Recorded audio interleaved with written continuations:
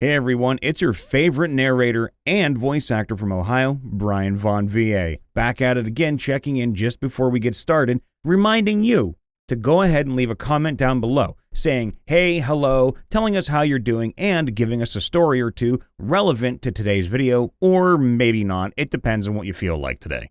That being said, let's dive right into what's something that works rules as written, but probably shouldn't be rules as intended, part 2.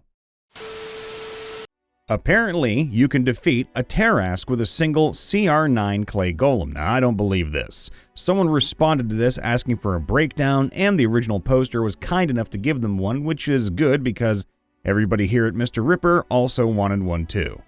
A Tarrasque is a behemoth of a monster, but lacks in magical attacks. I, for one, didn't know this. Straight bludgeoning and slashing damage for this big guy. Uniquely, clay golems are immune to non-magical bludgeoning and slashing damage. So pound and slash as he likes, he won't get anywhere. I hear you saying, oh, but the Tarrasque would just eat the golem after a while and the acid would get him. Okay, he might. However, the problem with that is clay golems actually heal from acid damage. Whoa. So in reality, the Tarrasque has no way of damaging it at all.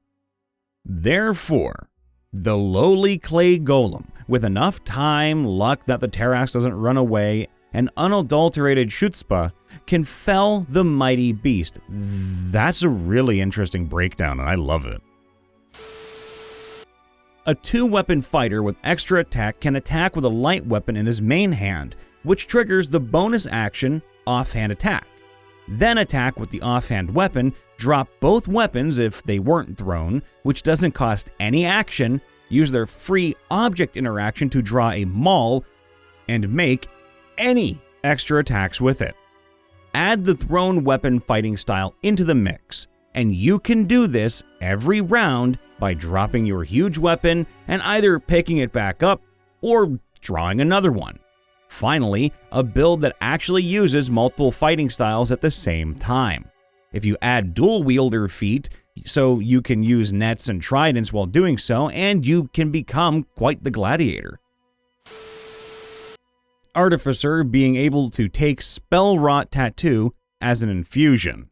Potions and scrolls are both prohibited, but the feature doesn't outright ban consumables as a whole. So you're fully able to make spell rot tattoos of any first level spells in the game. This is really good and also definitely 100% not intended.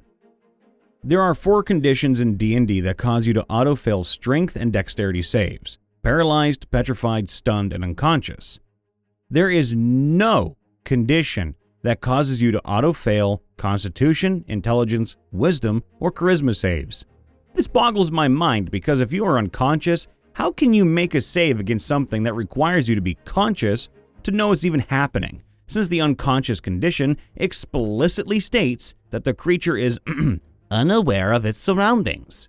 In my honest opinion, an unconscious creature should auto-fail all saves except charisma saves against charms, which they should automatically succeed because they can't possibly be charmed if they're unconscious. Yeah, if you're unconscious, you have no conscious ability to protect yourself at all, and you cannot be charmed because what's the point of charming a corpse? Unless you're doing some sort of marionette type thing, which would be kind of cool, but I digress. By raw, you know which 5-foot square every creature in the world or universe occupies unless they have taken the hide action just by using your other senses. Now, this is clearly ridiculous, but since they gave us abilities like keen hearing and keen smelling, but don't give us ranges on them, we have to just guess how far away someone we can't see needs to get before we no longer know their location. Hey, do you want to stabilize someone? Rules as written, you don't need to see an unconscious person, interact with them, or even be on the same plane of existence. As long as you are aware that a creature falls to 0 hit points, you may use an action to make a medicine check DC 10 to stabilize them. Combine that with the healer feat and a stock of healer's kits, you have a sniper medic that can hold actions from an inaccessible, distant, or hidden location and instantly snipe heal any allies that drop to 0. The healer's kit skips the check and auto-succeeds, and because of the healer's feat, instead of becoming stable and unconscious, they regain a hit point. Disciple of Life increases the amount of healing done by a healing spell cast by a life domain cleric by 2, plus the level of the spell. At level 6, Blessed Healer gives a life domain cleric additional HP when they cast a healing spell that heals a creature other than themselves equal to 2, plus the spell's level. Therefore, with a base level Mass Healing Word or Mass Cure Wounds, if they include themselves in the cast, the life cleric gets the amount of healing they roll plus 5 of 7 from Disciple of Life, just like everyone else in the cast. But they also get an additional 5 or 7 HP from Blessed Healer because they cast a healing spell that included someone other than themselves. This is why life domain clerics are the best healers. They can overpower their own healing for free while still healing the party. It's also the only reason my life domain cleric has survived in the campaign she's in. Intimidation works off charisma, so at level 1, a sorcerer is better at intimidation than a Tarrasque or a dragon turtle. If both you and your opponent are heavily obscured in complete darkness without dark vision or some other form of blindness, you attack each other normally. This works because while you have disadvantage attacking someone you can't see, it gets cancelled out by having advantage against an opponent who can't see you. FYI, at my table, I rule this as both combatants having disadvantage, assuming neither is particularly well versed in blind combat. You can't stack advantage or disadvantage, no matter how utterly terrible your situation might be.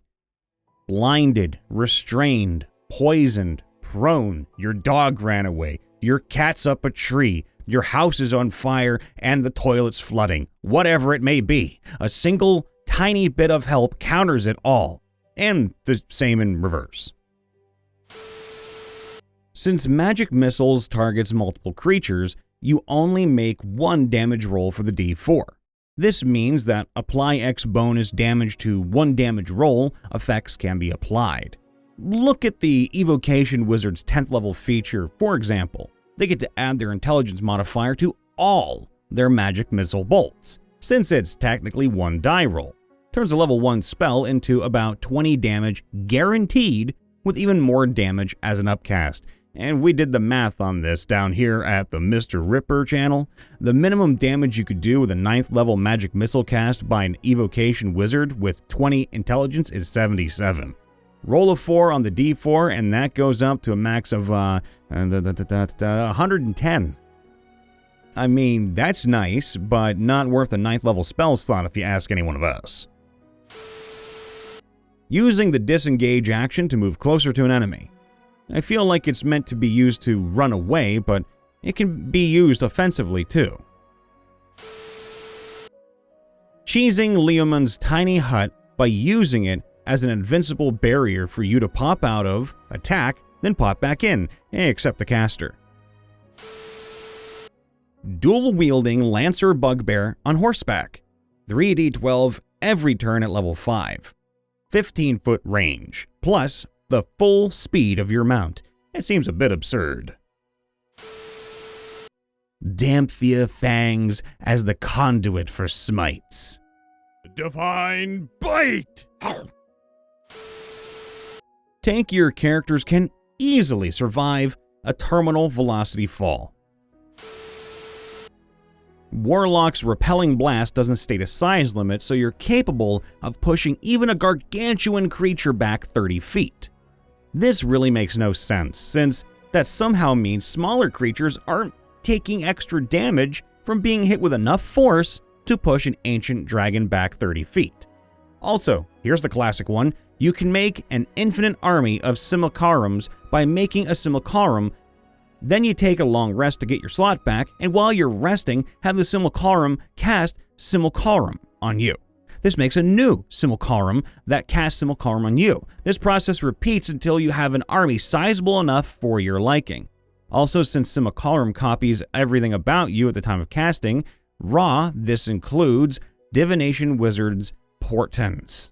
Literally, how many times have we said that word in that entire story? I am scared and terrified. Tiny hut having a floor. This is one of those annoying things that was clarified on Twitter that, yes, it does have a floor, despite being described as a dome that goes around and above, but not below, in the player's handbook. And now it's screwed up and is the ultimate cheese fest. At least, if it were an actual dome with no ground, the DM had more fun options, such as burrowing monsters and whatnot.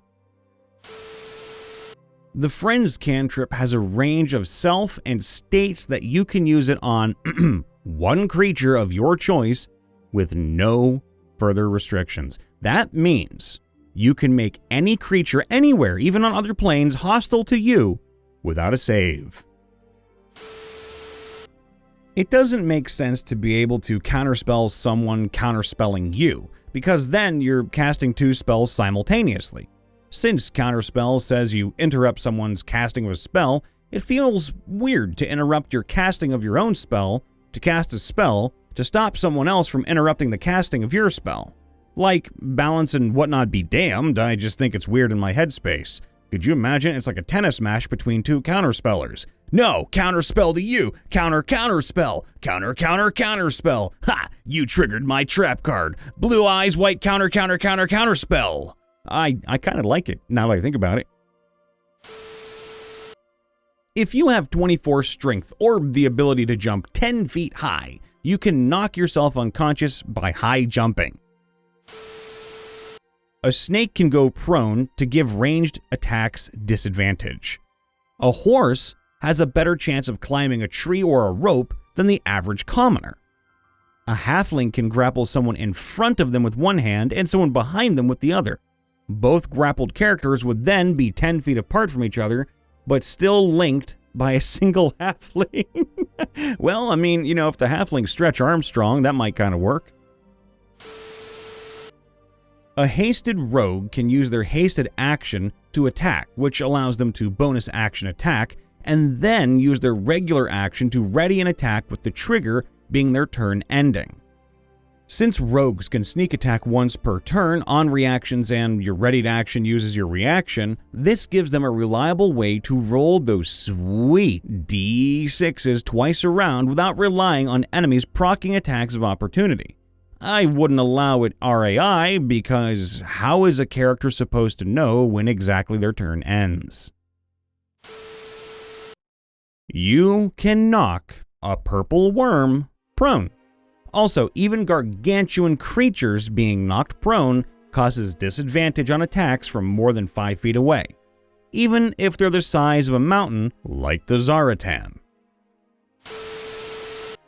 Hey everybody, it's Brian Von VA. Hey, make sure to leave a like, subscribe, and to ring that bell to get notified when we post, or in the weird event that we do go live, though we would probably do it on Twitch. That being said, if you have a story you'd like to tell us that's relevant to today's video, or just a story in general, you can do so on r/MrRipper or down in the comments below.